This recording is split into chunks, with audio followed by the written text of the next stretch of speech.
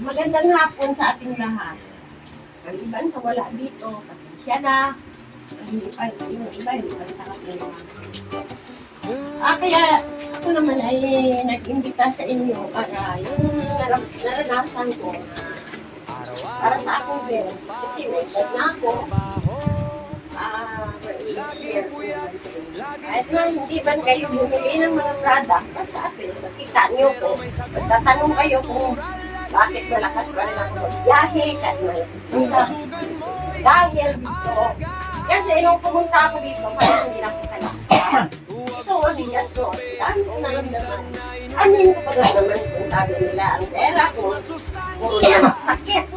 So, testimony ko lang, gumamit lang ako ng mga pumunta ako doon kay ito, nagsusumba kami, nagkilala kami doon sa tea house ni Madam, si Madam Yone. Tapos, sumba-sumba doon para magbaanda naman naman yung aking paa. Pero ibang natagpuan ko, si partner Rudier, na sa akin, nag-invite sa kape-kape daw. Masarap naman talaga ang kape. Kahit nangangapi ako, kahit ilan ang kinape ko, tulog ako pagdating dito. Unlike sa iba ng kape, di ba? Yung ibang kape kasi, hindi ka na patutulogin, lalo pag gabi. Pero ito, ay kahit na sabihin mo na kailang lang ako sarap ng tulog, di ba? Kaya yun, naranasan ko tapos pupunta ako doon, invite ako sa Ortigas, doon sa center nila. Tapos, doon, inano ako ng doktora, may doktor kasi doon, free naman. So, inano ako, check up, high blood, lahat na, ang dami kong sakit. Meron ako ischemia, yung dati kong sakit na tinatakbo lagi ako sa hospital.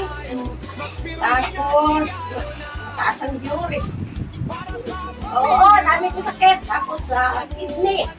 Kasi diba, nag-ano ako, maintenance sa high blood. Tapos, meron pa ako sa sugar. Kaya pala minsan, isip ko, parang mamatay na lang talaga ako na hindi ko. Wala sa panahon, sabi ko, baka magmana ako sa aking magulang. Bata pa namatay yung mga magulang ko. At saka yung kapatid ko, isip ko, gawa ako ng paraan kasi kailangan mabuhay pa ako kahit paano. Kasi para makita ko naman yung mga anak ko kung paano maging success. Yun naman ang aking ma-share sa inyo.